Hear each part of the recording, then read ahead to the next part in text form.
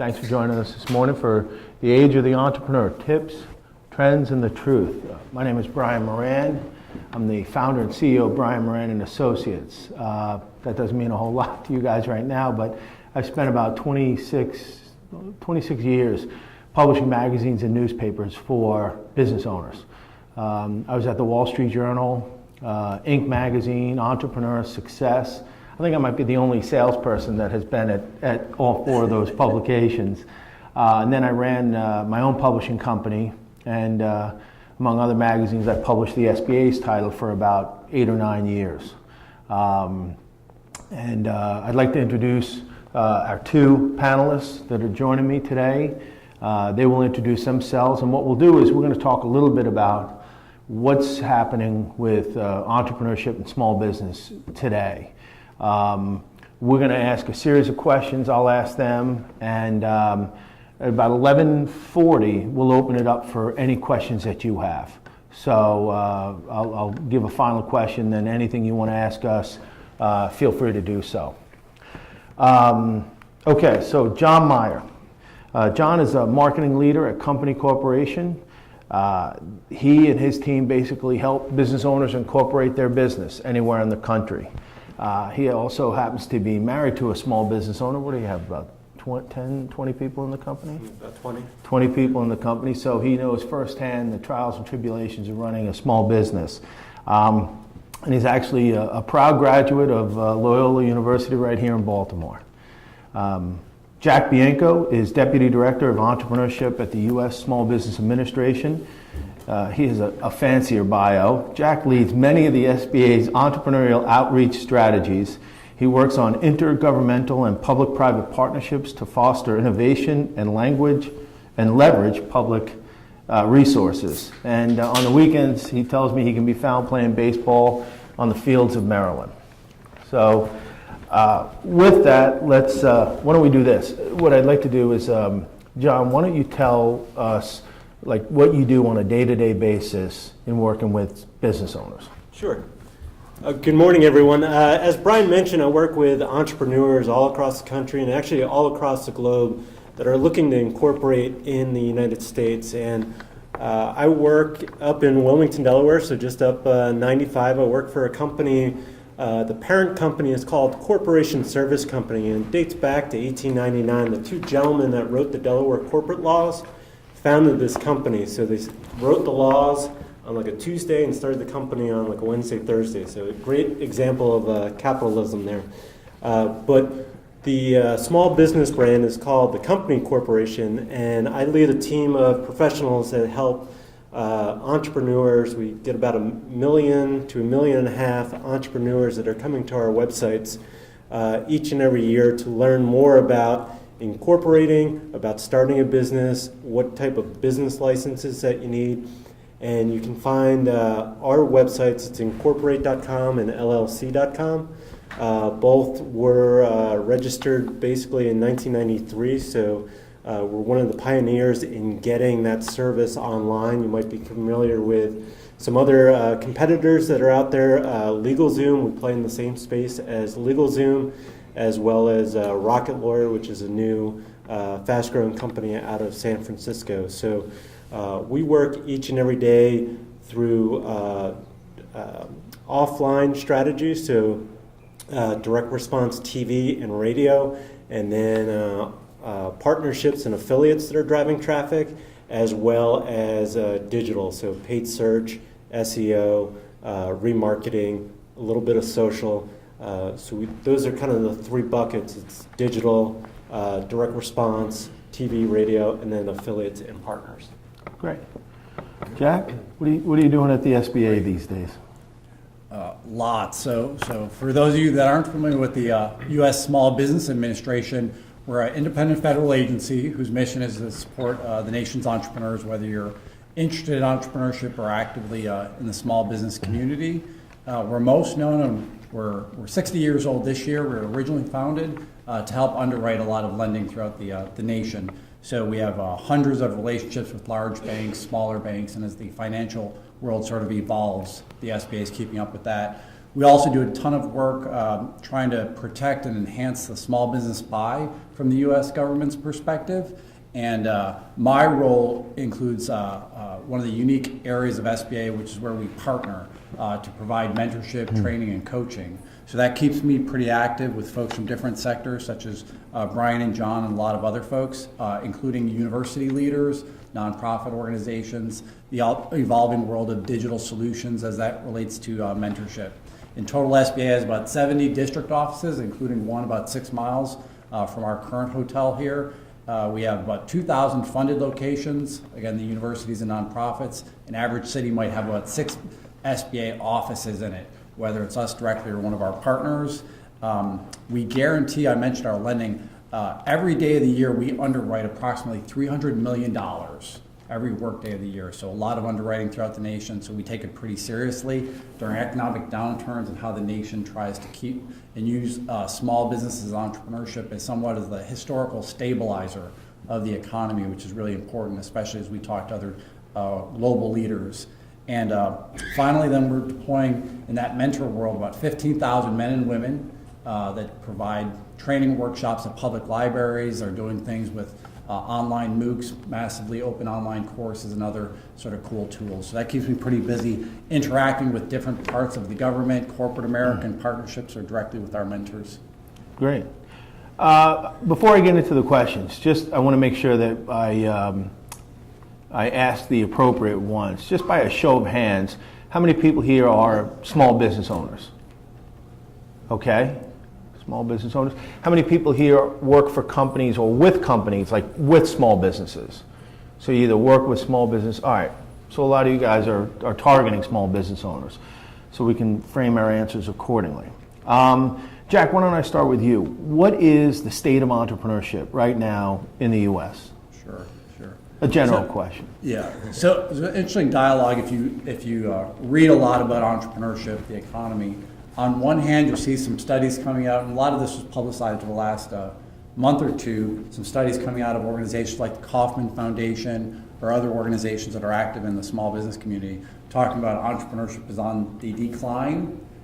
We historically find the opposite, though. During an economic downturn, more people become freelancers, become entrepreneurs, and we usually see an incline.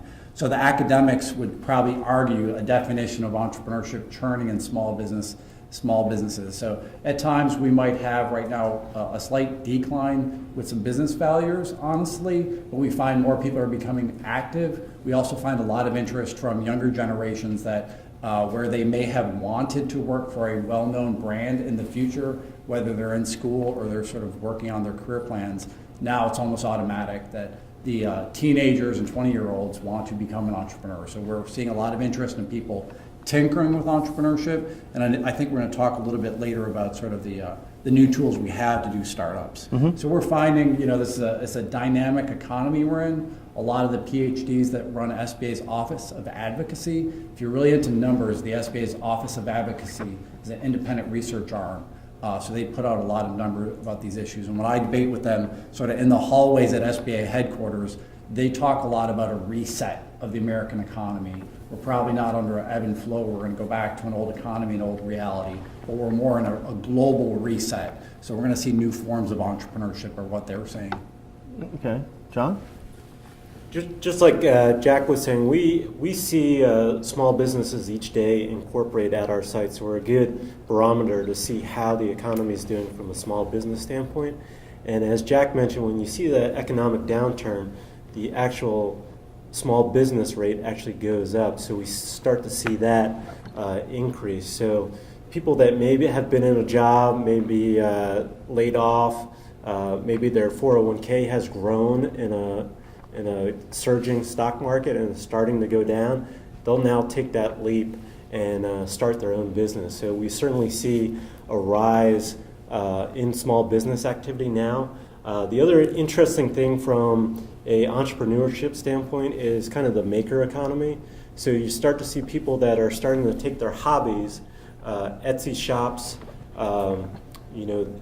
different things like that, where they have the tools now that they can operate their own small business from their home, and they've got those platforms that they can now start their own business through Etsy shops, or even starting up, let's say, a crowdfunding through Kickstarter or Indiegogo, something like that, where they get that fuel to get their small business up and running. Yeah, Brian, that reminds me, can we take a quick pulse where folks are kind of from? Because I think we're going to have a lot of good examples. We get sort of a view across the nation and want to give some of our examples pretty relevant to where you all are from. So, All right.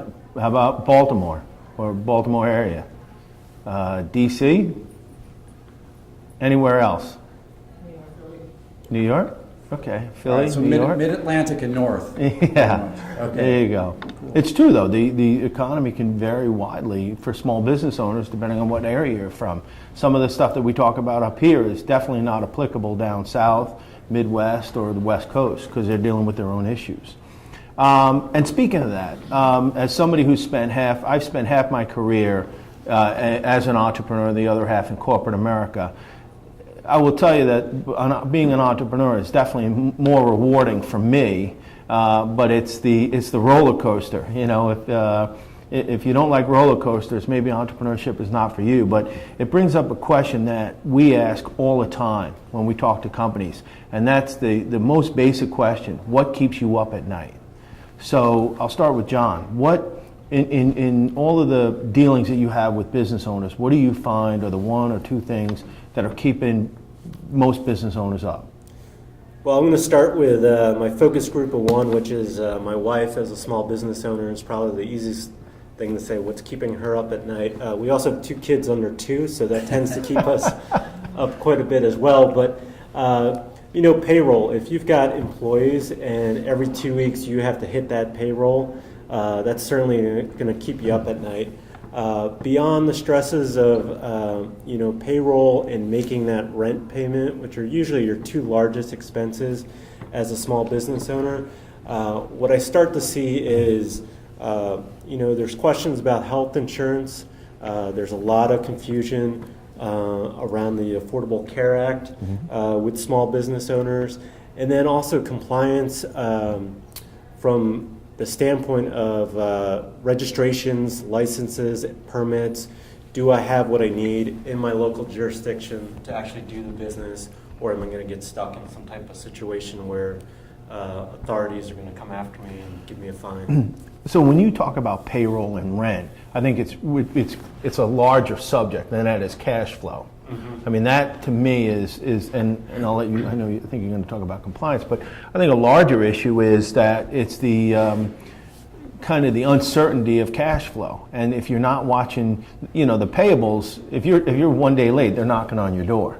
But the receivables, I watch so many times where business owners allow a net 30 to become a net 60 because they don't keep their eye on it. Or they say, you know, my client, you know, wants to pay late and I don't want to lose the business, so I'm going to allow that. But then they don't go back and they say, okay, well, how is this going to affect the cash flow of my business, right? I mean, that's... Certainly. Yeah, I think that's certainly... Cash flow is one of those key words for small business owners. I think that they say, you know, that's where they're... And it's not even the payables end of it, it's the receivables. Right. Jack, what about you? Yeah.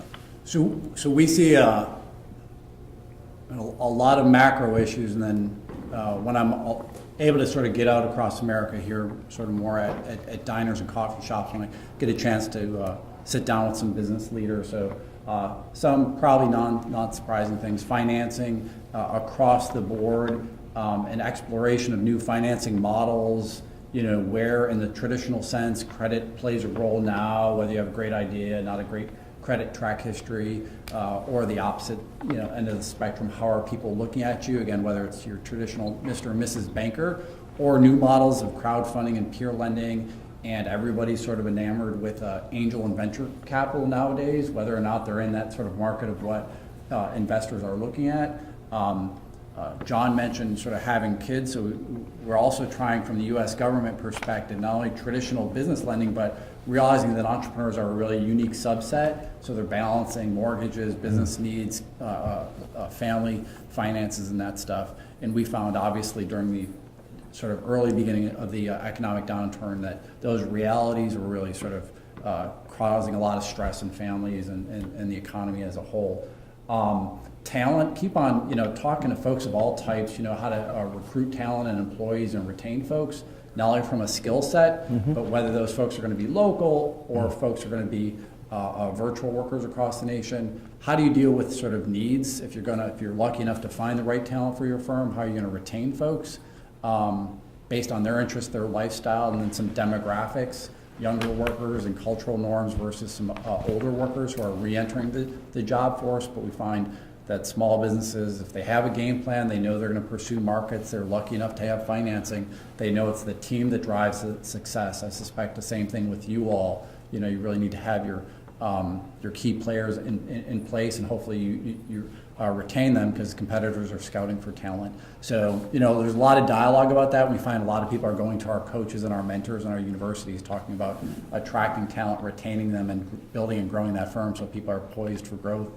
So one of the things we hear is do I hire talent or do I train it, right? So that's the question. Hiring the talent is going to cost you more up front. They can hit the ground running, shorter learning curve. Train the talent, less money, deeper learning curve, and you do run the risk of them leaving you after a couple of years if they find a better job elsewhere. I want to just do a follow-up on the financing part though, because this is another, I think, a key topic that I hear everywhere I go in terms of what's keeping business owners up at night. And there was that expression when you were starting a business, the FFF, friends, family, and fools, right? Where you got your financing. So whether it was a home equity line of credit or credit cards or personal savings or borrowing from a relative. A lot of that went away in 2008. And I think you don't see it coming back very much. I mean, certainly, credit limits are tougher to get. They're much more in check. Same with the home equity lines of credit, definitely not what they were 10, 12 years ago. So is crowdfunding and this peer-to-peer lending that we hear about, like Lending Club, is that taking the place of the friends, family, and fools in terms of startup financing? Yeah, so I think it will capture part of that in sort of the digital world we're in. Last week, the Security and Exchange Commission partnered with the SBA to host a sort of a roundtable or sort of community feedback about some of these issues. We still have some stuff. We, meaning the SEC, has some issues to still execute as it relates to the Jobs Act and crowdfunding and that stuff as Congress still grapples with that. But I do think it'll sort of be a digital way to engage with those friends and family, folks who are sort of used to the PayPal reality. And I know we have PayPal presence here in Baltimore. We have coders from PayPal here. I can't remember why, but PayPal has a presence here. So that's great for Baltimore. But I think it'll become easier. The government's obviously concerned about the tail end of it. If folks aren't following through, who do you hold liable? Whether it's, you don't get your money back, or we saw with some apps that sold for billions of dollars, those early crowdfunded sort of investors were sort of asking, wasn't my early contribution sort of supposed to grow with this later sale? So folks have a lot of questions about these issues, but I think it shows immense promise, and we see the growth overseas in some markets that aren't as regulated. So we'll see how it plays out here, but I think that's definitely a trend and a reality. We're going to figure that stuff out. Okay. I'm going to switch now to data and information. And John, I'm going to ask you this question. There's a lot of talk about data, right? And the availability of data, like never before. I think I saw one statistic that 90% of all of the world's information has been generated in the last 2 years. To me, that's just a lot more hay. When I think about data and information, I think about the needles that will help me in my business and where do I find it. So when I hear all of this, there are millions of websites that are available to small business owners to help them run better businesses. It just means it's a lot more hay, right? A lot more hay to find the same needles. So I'll start with you, John. Where are business owners, do you see, going to get information today? Like, are there reliable sources? Are they sticking with traditional media? Are they going online? And if they're going online, where are they going? I think there's a lot of different spots that they're going. That you could go to kind of the old school method, which was, hey, go see a SCORE mentor, which is a great organization, which is in a lot of SBA offices where you might go find the mentor, find research documents. So you've got that, you've got your associations, but really, we're at a digital conference here. The best spot to go to is Google, right? So what is the search volume that you're seeing from Google Analytics? How many people are searching in a geo-targeted area for, coffee or those types of things? So really from a data standpoint, if you're researching a small business and you want to see what the need is or what type of pain you can solve, I mean, there's no better spot than opening up a Google Analytics account and just seeing some of the trends that are there through Google and the search engines. Yeah. Jack? So really interested to hear from you all about this, because I think this is a reality sort of you all are living not only as sort of digital strategists, but I suspect that your customers are asking you how to manage data. I suspect they're looking at you now more to say, besides sort of getting SEO on the website, maybe in your world sort of advertising and sort of creating a digital footprint, small businesses are sort of beyond saying, knowing that it's important, but saying, okay, show me also where you're going to help me convert customers into sales or improve relationships. So really do want to hear any suggestions you all have or realities in that stuff, because we hear folks talking about even folks that are sort of late adopters talking about the tools that they know are available, not as comfortable, still trying to figure out, is that something you delegate to an intern? Or is that something you sort of recruit a talent for, or is it something you outsource or build an internal capacity? The government as an entity is grappling with this too. So I've got a lot of peers at other agencies, and the SBA itself is trying to figure out, how do we utilize data that comes in from different sources? If you're really into any type of government data, including for your own needs, a lot of stuff we have with Census and IRS can be used for commercial purposes and that stuff to understand markets. You can go to data.gov. I think all the agencies have APIs and other sort of data ready sets that you can sort of pull in. And I see a lot of sort of commercial tool sets pulling those things in. I think your customers will really be interested in demographic data and other information we have. I was reading an article the other day, and I can't remember if it was out of New York Times or maybe my hometown Buffalo News. It was talking about some firms in Toronto that were using some of this place-based data. It wasn't necessarily the Foursquare check-in data, but it was for venues that are hosting free Wi-Fi. And in the small print that not many of us, including myself, read, was talking about you tap into the free Wi-Fi, they're going to repackage that and kick that out. So there was a couple leading firms out of Toronto that were doing this, according to the story, saying they're repackaging that. Now the small business owner is saying, okay, I want micro data on my likely customers and my current customers and that stuff, because of this sort of check-in or free Wi-Fi source data. And it was really helping people understanding the demographics, their interest, and connecting a couple dots without handing over literally the customer username. I still think, the nation and with public sector breaches with NSA and other issues there's still sensitivity about that. But, that bold, brave new world is clearly evolving around us. Yeah. Did you just get in a plug for Buffalo? Yes, I snuck it in there. I've known Jack for a while. I think you get that in every time I hear you speak. There's always a Buffalo. They must pay you right, for every time? Okay. And I agree with your assessments. One thing I'll say is that I'm seeing a lot more community engagement. People are now a lot more comfortable asking questions in communities, whether it's like a LinkedIn community or a vertical industry community about, where do you find, information, whether it's practical, and we'll get into technology in a second, or it's about employee issues, or it's about finding new customers. I think people are starting to get that they can actually put a question out there, and somebody in the next town or the next state or the next country is going to be able to provide them with an answer. So I'm seeing a lot more of that through that social engagement, which we'll also talk about. Yeah. But let's talk about finding information. There's a lot of talk about technology and small business. I actually just wrote a blog post about it. I think in the last 25 to 30 years, technology alone has done more to help people start, manage, and grow businesses than any other factor. The fact that it's leveled the playing field for businesses. I think I said it was like it was akin to David finding a fully loaded supersonic slingshot to go up against Goliath. But that's really what's happening. So with the kind of the evolution of technology moving faster and faster, how do small business owners keep up with it? Like 3D printing, right, is coming out right now. What does that mean to the average small business owner? Like what trends should they be following? John, you talk about like scheduling apps and logic apps to automate your basic business functions to free up more time for your business.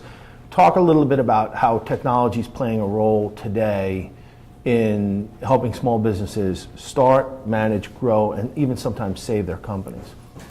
I think when you look at technology, and Brian just mentioned logic apps, how many people use Zapier or IFT? Anybody have a Nest thermostat in their home? Or there you go. Well, with those types of, they're basically smart homes, but you start to think about, as a small business owner, you have all these apps that you can start to set up logic for your business. So a good example is on the app, which is IFT. It's if, then that. Let's say it's December 1st, you have decorated your home with Christmas lights. Now there's a section in Baltimore, is it Hamden, that has like all the crazy over-the-top Christmas lights? So you could set something up that says, okay, December 1st at 5 o'clock, I want you to turn on the power to all my Christmas lights. So you could be working, you could be down at Fells Point or over in Federal Hill, your lights come on, right? And everybody drives by your house and see the Christmas lights. So that's an example of a smart home. Same thing with the Nest thermostat. You can basically set your thermostat so you leave work, or a home security system. You can use your iPhone or mobile device to control that. Think about it from a small business owner standpoint. You can start to set up logic from a technology standpoint that. So I work with a company which is called Squarespace, which is based in New York City. They do websites for small business owners, and they have a partnership with Xero, which is an invoice and accounting system, and it's all automated. So like you set up a website, you sell something on your site, and all the financial data is just going into, it's all automated, right? So when you think about technology, how do you make your life easier based on those logic rules and parameters that you can set up through apps and the ever-changing technology that we keep seeing each day that comes out? So now I'll ask you a follow-up question. There are some apps that people have said, oh, Brian, this was made for you. Like this will change your life. It will make it, so much easier to access data, et cetera, et cetera. I've downloaded this one app 3 or 4 times. How many people use Evernote? Right? I mean, they tell me you have to use it. I've never opened it up. I don't know what the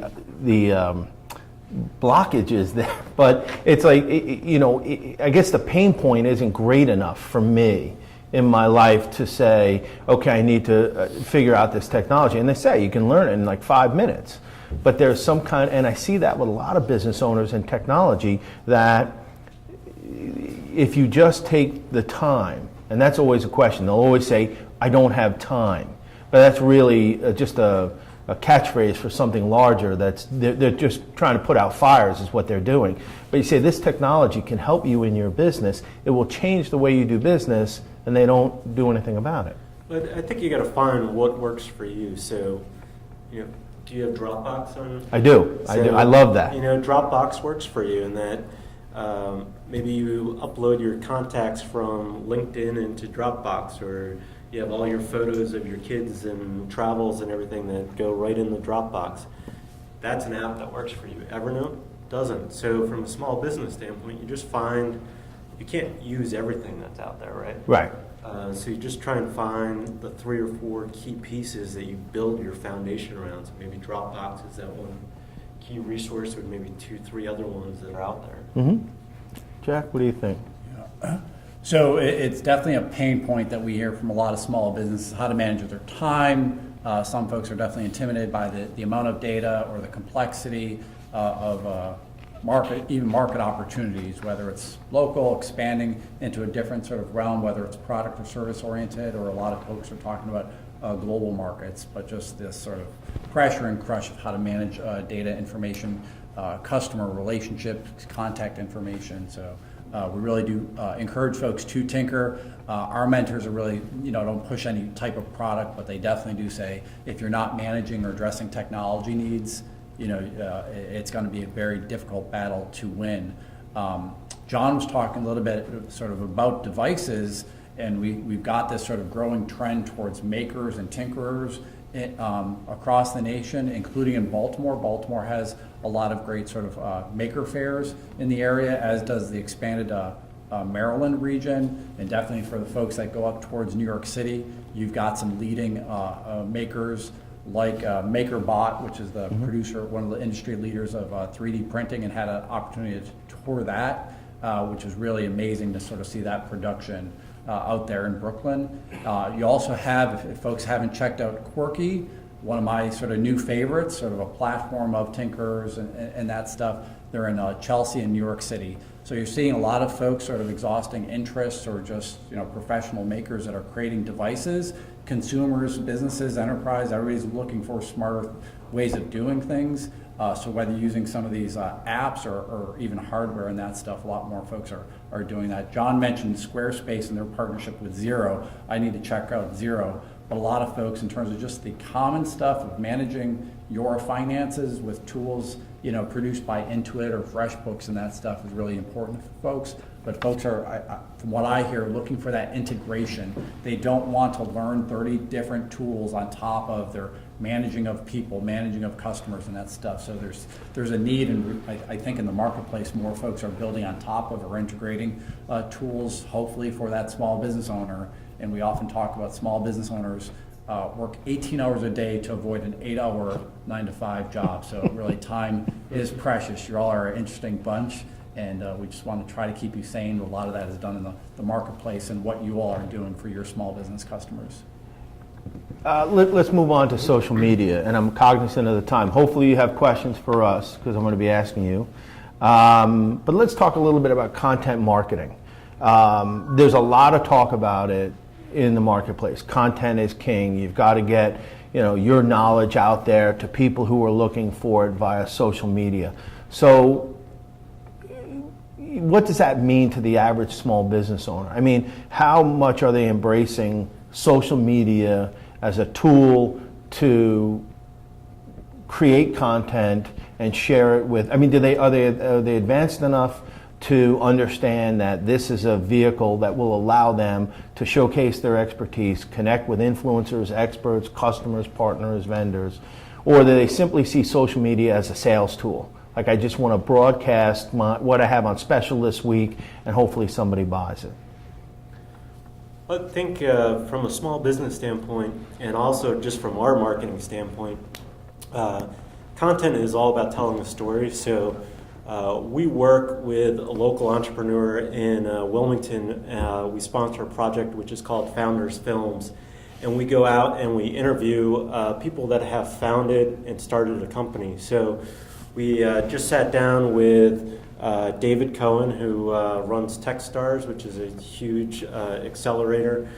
Steve Blank, who's out in Stanford, but the father of the Lean startup. And we've talked to, a whole host of different entrepreneurs on how did you start your business? What are the challenges? You founded this. How do you go from founder to kind of CEO of your business? And there's a story there. And we actually, one of them I sat in on, which was, we sat down with Jack or John Bogle, who started Vanguard. I know there's probably some T. Rowe Price people maybe in the room since we're here, or Legg Mason. But Vanguard's, how many people are familiar with Vanguard 401k index funds? So we sat down with him, and it was a fascinating conversation, just his mindset of how he started his business. So there's a story there that becomes the content, and then you're sharing that through YouTube. So for us, it's not a story about hey, you should incorporate with the company corporation. It's a story about entrepreneurs. It's the challenges that they've had, and then we kind of have a side kind of halo effect with it. And we see it as kind of just a mission, as a service that we can bring a story out to entrepreneurs out there in the space. The thing that, how many people like have looked at Instagram or Facebook over the last 2 days? When you think about what did people post over the weekend on Facebook, it was for us in Wilmington, Pennsylvania, it was people going to farms, apple picking with their kids. It was people at the beach for the last like great weekend of the summer, and it was probably pictures of food, right? So those are like the core. It's like kids, food, Beach. And the beach. like the beach. So you start to think about small business owners, and I was just looking at somebody that was using Vine, which I check in on every once in a while, and it's a restaurant that is basically using Vine just to kind of pan over their daily menu items. So it's just using that as kind of a broadcast item to say, hey, this is what we have as specials. I don't know what their following in is, but I thought that was interesting. Wall Street Journal uses it as a pan across the daily newspaper to say, hey, here's the top stories of the day. So I think from a small business standpoint, it's like, what's your story? What's the story of your business? Maybe the story of your customers, and how do you share that through the different channels? Okay. I'm a wise man, so I'm going to yield my time back to Brian and actually one of our audience members on this topic, because honestly, they're my mentors in social media. I try to do a little bit of this as a public servant, but Brian is really great at this, and one of our audience members, Shashi, has done an immense amount of job sort of connecting with people. And your stories, I think, I still learn about how you see small businesses using social media beyond just pushing out a notice, really to be the reality and probably the future. They're getting better, but it's still, you know, I think in 2009, I did the first of about 4 or 5 social media panels at the SBA conference. And what was amazing is in 2009, I felt like it was social media 101 for small business owners. Like, this is how you use it. This is why you should use it. It's not a trend. You know, it's something that's evolving. It's changing the way that the world communicates and gathers information. That was 2009. In 2013, we're having almost the exact same conversation. It goes back to this. If you're targeting small business owners or you're trying to feel what their pain points are, they will tell you the most obvious answer or the most common answer that they give is, I don't have time for social media. You know, we treat it as a means to an end, and right now it's not in the playbook of things that we want to do. If they're not using it, if they are, you know, the question is, are they using it right? So the opportunity for you as marketers to small business, or if you're working with them, it's going to be getting them to really understand how to use social media in their business, and if they're using it properly. I see a ton of people, and Shasha, I'd love your just 2 cents on this, but I see a ton of people using it, but they're using it for the wrong reasons. They're not talking to the right people. You know, the 2 key words in social media: engagement, amplification, right? Engagement. It's not traditional advertising and marketing was a monologue. You advertised in newspapers, radio, television, print to tell people about your product or service. And the big branding, but there was some direct response advertising where there was a call to action. Call an 800 number in the days of early internet, visit this website, use this special code to track it. And that's been completely flipped over, and now it's a full-on dialogue. You know, and it starts with the customers. And that's what small businesses are they're trying to come to grips with. You know, they're still at the legacy advertising in the yellow pages or the local penny savers, which may be good for some people, but I think it's limited. They don't understand that these conversations about their restaurant, their product, their service are taking place online without them. What do you think? Thank you for giving me some time. I'm only participating in this because my previous job used to be an evangelist for small businesses. I think the trend that I've seen is trackability. And most people think it's still like something that the kids do, right? To your point, Brian, and to John's point, people look at pictures all the time. And their audience is looking at pictures. So how do you connect it back? I think the first step is to tell them, like, Not everything is going to lead directly to a customer walking in, but it will be word of mouth. So if somebody sees a picture, they share it with their friends, and then they walk into the restaurant. The second thing is, if you ever haven't seen this already, like Google has a paper that's called Zero Moment of Truth. There's a chart there that tells you the percentage of attribution that you can give to different channels. And the highest attribution is towards the end of the channel, which is when the person actually walks into the business. That's a direct contact. But it doesn't mean that you just like stand outside with a sign and say like, hey, this channel is the best that's working and nothing else, right? So if you show the channel, it says like people are going to check at least 3 different channels before they actually come into the business. And one of them is definitely social, and it's like almost front and center in this mix. That's what they have to realize. Like, hey, tell your story with pictures. Like if you've gone to an apple picking yard and you're a chef, and you post those pictures and say, come to the restaurant and have this. The second thing is linking to their website. Mm-hmm. Most often, like even if it's Instagram or otherwise, put a context to that. You should be, I mean, a small business should be proud of the fact that they are a small business. Where can they find more information? That's very important. And the third thing is reputation and user generated. Encourage people with signs to take pictures, give them a hashtag that they can do that. So I think that's the way to tell them, like, your success is measured on all these 3 things. And it's not a choice anymore. You probably have to do it because your audience is already doing these things. I hope that's it. There you go. Thank you very much. Let me open it up to the audience. Questions that you have about running a small business, targeting small businesses. Did we not cover something that you wanted to ask? This would be a good time. There's a question. Yeah. I'm starting a small business, and clearly one of my gaps is how do I address my marketing portfolio or the social media side. When I come to SBA, what am I getting in return, and how do I leverage that resource? So our mentors take on a couple different sort of profiles.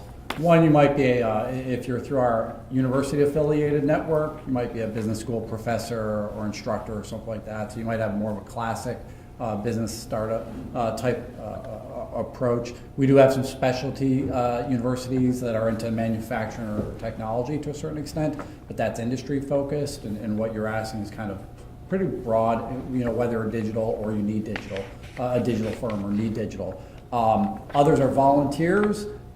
They're a wide spectrum, but more so a lot of Main Street type assistance, honestly. And then we have some specialty categories towards veteran entrepreneurs, et cetera, et cetera. But to answer your question directly, so we kind of as a wholesaler, if you will, as a government that sort of supports grantees and other organizations are trying to look at it, just like a venture capitalist might look at how does his or her sort of portfolio need additional education. So we do some train the trainer type stuff, honestly, and within their micro-organizations, they're looking at introducing some of the mentors or coaches who might not totally have been exposed to this. They don't try to solve all these issues, though, so we're not trying to compete with the marketplace. Honestly, we're trying to arm people so they're dangerous enough to be your informed customers and aggravate you a little bit, but ultimately they'll be your customers because, you know, what you do is so important.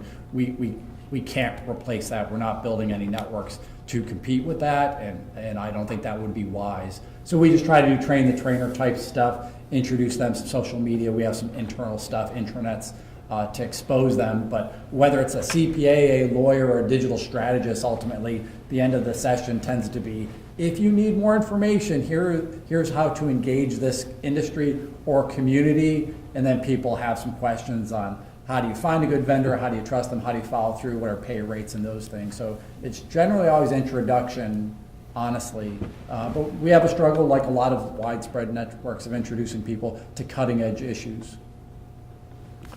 Questions? So for businesses that are starting up, is it better to bring in like a 1099 employee to do just per project contracting, or do you see some of them just right out of the gate hiring full time? What's the success ratio? Like you're talking payroll. Yeah, I think it starts. You know, it all starts before you open your doors or before you say I've started my business. You have to have a plan, because hiring a full-time employee or even hiring an independent contractor is going to cost you money, and especially with startups, Cash is that finite resource that you have to build in for mistakes, and you have to say, okay, maybe my revenue is not going to come as fast as I thought. I mean, I see this with probably 95% of the business plans that I review. The revenue's way too high, or ambitious, as I like to tell them, and the expenses, they don't put in enough for variable expenses. And so each business is going to be different. It's going to depend on how you grow your business. But I think the logical planning of when to hire an employee and where I want to take my business. And a lot of times, one of the things we didn't talk about, but it's really fundamental to understanding this market is, are you a small business owner or are you an entrepreneur? It's amazing how many people don't know. To me, a small business owner is somebody who really values that work-life balance, right? They love to coach their kids' sports on the weekends or go away, and that work-life balance is a priority to them. They'll see a lot of purchases as expenses, money coming out of their pocket. So if I have to hire somebody, that means it's less money for me. An entrepreneur is going to see those purchases as investments to growing their business. And you could have the exact same business on paper, but one person's an entrepreneur and the other one's a small business owner. The scary part is when you don't know what you are, because you come to these forks in the road. Every business does.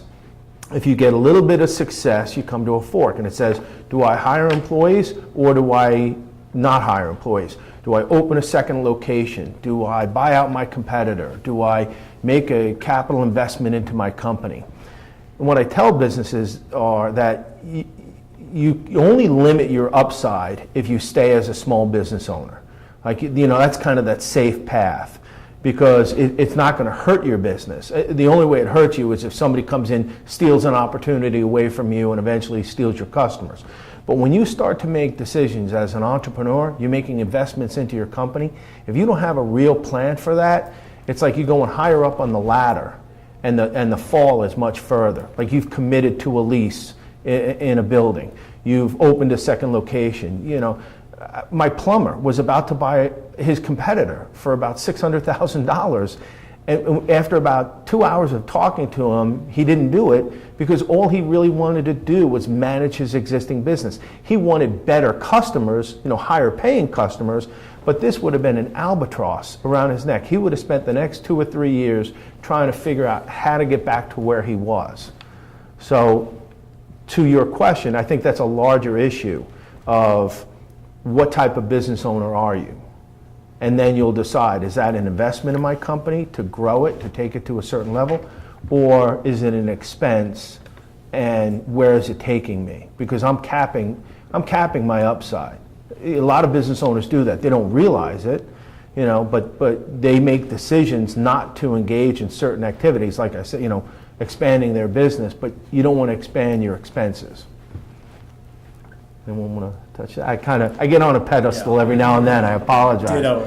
We're all seeing an evolving tools. For folks that aren't familiar with PEOs, professional employer organizations, a dominant one out there is called Insperity out of Texas. So sort of outsourcing your employees. Obviously, I should mention being from the government, the healthcare issues that are continuing to evolve in those considerations on whether somebody's an employee, a part-time, 1099, and those issues. But we find from healthcare management, people management, liabilities, and those things, there's a growing interest in PEOs across the nation. I'm not sure if anybody's ever considered that. We're not recommending it necessarily, but obviously it's something that small business owners, whether they're deciding whether they want to be an entrepreneur, an employer, or the next biggest thing, are considering. FYI, for anybody who's interested in continuing to learn about healthcare, healthcare.gov, the SBA at sba.gov holds, I think, 3 webinars a week. So we'll communicate with you. You can submit questions in those things. So please avail yourselves of those educational opportunities as you try to address healthcare needs for yourself or your employees. Another question. You did a pretty good job answering. All right, I have one more question. So we got 2 questions left. I'll ask one, and then if anyone else wants to ask one, they can. One of the things I want to talk about, we touched on it a little bit today, but it's the startup market. It's easier today. I mean, in terms of starting a business, I remember I started my business, even the first company I started was 12 years ago. It took me almost a month to register my company, to, build a website, to, to basically get up all of the things that I needed to do, business cards and whatnot. Today, it seems like I can do all of that in a single day. What is the state? I mean, are people aware of all of the resources that are available to them for how easy it is to start a business? And I think you would probably know this better than almost anybody, John. Tell us a little bit about that. Like, I see all the bundling of services. Sure. It's almost like a kit that says, you want to start a business, open this kit, follow everything in it, and you'll be up and running tomorrow. Yeah, I think the Holy Grail for every corporate marketer out there in the small business space is to come up with business in a box, and nobody's done it successfully yet. And I think, Brian, you make a good point that you can start a business in a matter of minutes, but the real question is the planning that goes behind the business. That's not a matter of minutes. So you're going through that exercise of your business planning, what you want to do, and you're spending time thinking about the strategy and how you're going to operate that business. And that's an ongoing exercise that you do, and there's no stop and start point. That just goes on forever. But when you think about starting a business, from the logistics, from the functions of it, I think the challenges are people don't know where to turn or what they need to get that business up and running. But when you think about it, you can incorporate, you can get a business license, you can get business cards, you can get a domain name, you can get a website, you can get all of that up and running, completed. Some of that filing work will take maybe a couple days or a couple weeks, but you can get all those tasks done by various providers in 30 minutes or less, and you could be off and running, and you could say, I have my business and I'm going out to market. I mean, you could set up, if you really wanted to start a business and you had time and you just wanted to sell your time, Airbnb, that's turned a bunch of people into real estate small business, just leasing out their bedroom or house. TaskRabbit, Uber, Lyft, just driving people back and forth. It's created a whole new class of entrepreneurs that are out there. So really, it's the best time ever to be an entrepreneur with the technology that you have available to you. Yeah, totally agree. I think another interesting thing for me is that with all these tools and opportunities, the discussion seems to have shifted aggressively, to start with the customer in mind. Mm-hmm. So whether you're you're a disciple of lean startups, or if you're the unofficial member of the unofficial mayor of Baltimore, Mario Armstrong's Never Settle Club, sort of these folks are sort of talking about, start with the customer in mind. And really at the startup phase, you all are well poised, because folks are not only talking about incorporation, but if everybody's talking about whether you're at a hackathon or you're starting, a different type of business, your digital strategy right up front with incorporation, talking to the lawyer and that stuff. So I think you all are getting a lot of earlier inquiries and that stuff. Folks are still trying to figure out digital and advertising and capturing customers, but it's a huge need, and I see a lot of growth in the market that you all are in. And thank you for what you do to help the small businesses sort of succeed in that realm. I'll add one thing, and if there's one more question, we'll take it. I really feel like we've returned to being an artisan society, like we were in the 1700s. We had the blacksmith, who would get his tools, repaired from one place. He would get his wood from another place, and everybody played a role in the community. And what's happening today is that you're seeing a lot more of these startups. You can start a business, an international business, and run it out of your house.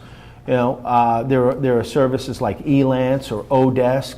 I told a friend of mine was having trouble. He had a PowerPoint that he had to deliver to clients, and is really struggling with it. And I told him, I said, why don't you go to Elance or Odesk?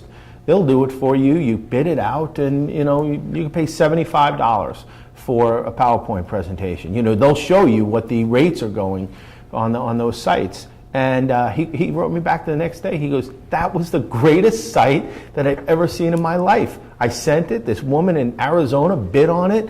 We're like best friends now. And he said, I'm going to send so much business her way because there are so many people like me who struggle with PowerPoint. That's kind of where I think I see a lot of opportunities, is that if you're starting a business, you can outsource so much of the stuff that you hate to do, whether it's financing, marketing, IT, and you can focus on the things that you love to do. There was a great book. It's called Go It Alone. I can't remember the guy who wrote it. He was a Yale professor, and I actually saw him speak. I saw him speak in Baltimore, and I saw him speak at the ASPDC.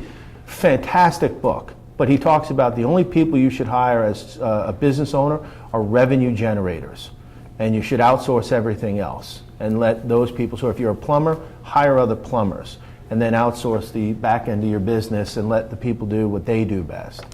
So just food for thought. We are right up against, it's about 11:58. Does anybody, would love to get one more question if you have it. We're good to go? Thank you all. Yeah, hey, last minute plugs, SBA.gov. We also manage BusinessUSA.gov. So any type of public data set, or if you don't know which darn federal agency works in a particular category, BusinessUSA.gov. I'm at Bienko, my last name, on Twitter. If you ever have a question, I'll get you connected to the right person in your market or specialist in our entire network. And he's at John A. Meyer on Twitter, and I'm at Brian Moran. We all got in early, so we were able to get our names. So thank you all very much.